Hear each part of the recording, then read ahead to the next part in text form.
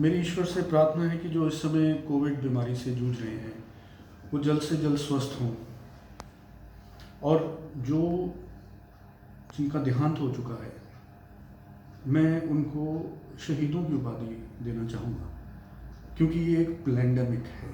It is a planned epidemic जो हमारी enemy countries ने हमारे अगेंस्ट लॉन्च किया है। It is a bio warfare.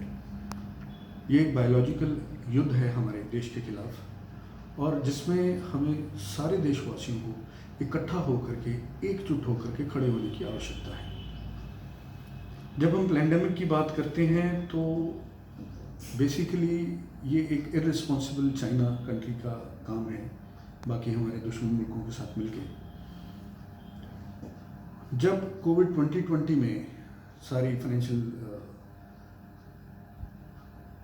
Investments, foreign investments हमारी कंट्री में आनी शुरू हुई और चाइना ने जैसा सोचा था वैसा ना हुआ, उसके बाद चाइना ने 2021 वाला स्टेप उठाया है।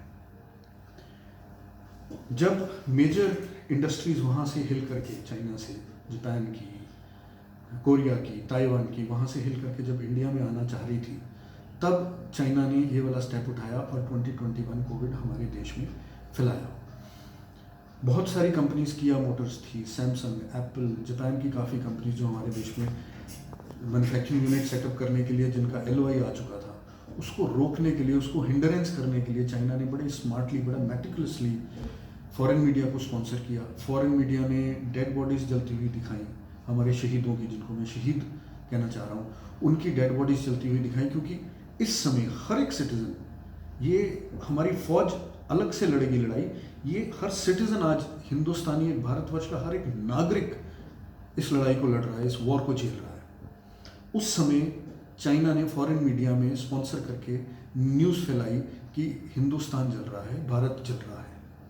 मेरा अपने देशवासियों से विनम्र निवेदन, हाथ जोड़ के निवेदन है कि ऐसी रिपोर्ट्स को, ऐसी मीडिया रिपोर्ट्स को प्लीज़ सपोर्ट ना कीजिए। ये एक प्लैंडेमिक है और आप उनके प्लान का एक पार्ट बनते जा रहे हैं। आप ना चाहते हुए भी उस प्लान का पार्ट बन रहे हैं और उसमें एक्सटेंसिवली पार्टिसिपेट करके एनिमीज कंट्री को सपोर्ट कर रहे हैं। Please don't do that. मुझे मालूम है आप अच्छे नागरिक हैं, आप देशवासी हैं, आप देश प्रेमी हैं, आप कंट्री के साथ खड़े होने वाले हैं, लेकिन ना जानते हुए, लैक ऑफ योर नॉलेज जो है वो इस एक्ट को प्रॉम्प्ट कर रही है। आप अनजाने में देशद्रोह का काम कर रहे हैं। फॉरेन मीडिया को प्लीज़ बिल्कुल भी सपोर्ट मत कीजिए, अपनी कंट्री के साथ खड़े होइए। मुझे एक वाकया याद आता है पिछले साल का, इटली का, 2020 का, जिसमें मैंने सुना है कि शायद जो उम्र दराज लोग थे, उनको जब कोविड हो जाता था तो उनको हॉस्पिटल्स में एंट्री नहीं मिला करती थी और उनको उनके हाल पे छोड़ दिया जाता था। यंग लोगों को वो लोग हॉस्पिटल में एंट्री देके उनको क्योर कर रहे थे। सिर्फ इतनी ही न्यूज़ मिली और उसके बाद किसी भी प्रधानमंत्री जो इटली के हैं, किसी भी उनके किसी भी प्रकार के किसी राजनेता के खिलाफ, किसी भी अथॉरिटी के खिलाफ मैंने आज तक कभी न्यूज़ नहीं पढ़ी। क्यों? क्योंकि उनका देश अखंड रूप से एक ही भावना के साथ खड़ा है और वो है देश प्रेम। हमारे देश प्रेम है, लेकिन हम पॉलिटिकल गेन्स ढूंढने लग जाते हैं और हम देश प्रेम को भूल जाते हैं। कृपया इसको मत भूलिए, मेरा आपसे ये विनम्र निवेदन है। कई बातें उठ के आई लेटली इस प्लैंडेमिक के अंदर, क्योंकि ऑब्वियसली सब लोग ने अपना अपना पॉलिटिकल गेन देखना शुरू कर दिया। सारे पॉलिटिकल पार्टीज इसमें आकर के अपना पार्टिसिपेशन करने लगे नेगेटिव रूप में, विच इज़ वेरी पेनफुल दो। लेकिन हमारे प्रधानमंत्री is always and has always been politically incorrect. Had he been politically correct तो शायद ये सब चीज़ें आप लोग ना देख पाते, क्योंकि वो एक स्ट्रेट फॉरवर्ड आदमी है। He is politically incorrect but he is a correct person. The problem is this, जो politically correct होगा वो शायद correct person नहीं होगा, upright नहीं होगा, वो किसी ना किसी चीज़ में समझौता ज़रूर करेगा।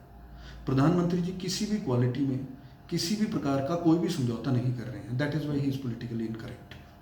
और इसी बात का नाजायज़ फ़ायदा उठा के पॉलिटिकल पार्टीज़ हमारे ही देश को, अपने ही देश को, हमारे भारतवर्ष को बदनाम करने में लगी हुई है, विच इज़ वेरी अनफॉर्चुनेट। मैं आपसे ये रिक्वेस्ट करूँगा कि उनको सपोर्ट बिल्कुल मत कीजिए। I humbly request before all my Indian citizens, please don't support such kind of forces. राजनीति करनी है आप ज़रूर कीजिए, समय आएगा वोट के टाइम आप पक्का कीजिए। आप जितना बुरा भला बोल सकते हैं सारे इश्यूज उठाइए, ना आज इलेक्शंस हैं ना कुछ और दौर है। आपको फिर भी राजनीति सूझ रही है, विच इज़ वेरी बैड।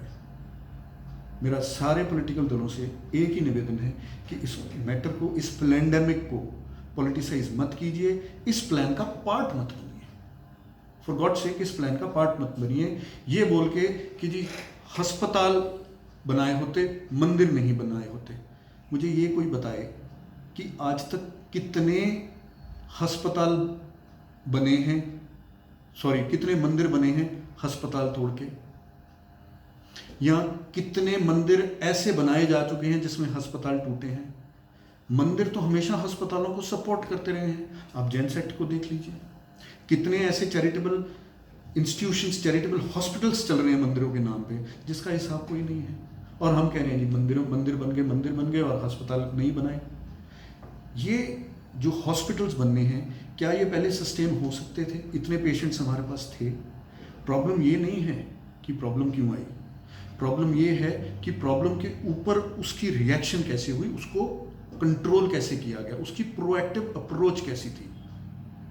ये हमारी गवर्नमेंट ने बहुत अच्छी तरीके से कंट्रोल किया है। सारी सप्लाईज को, सारी मेडिसिन को, ऑक्सीजन को, हॉस्पिटल बेड्स को ओवरनाइट जनरेट किया है और इस प्रॉब्लम को कंट्रोल करने की स्थिति में है आज।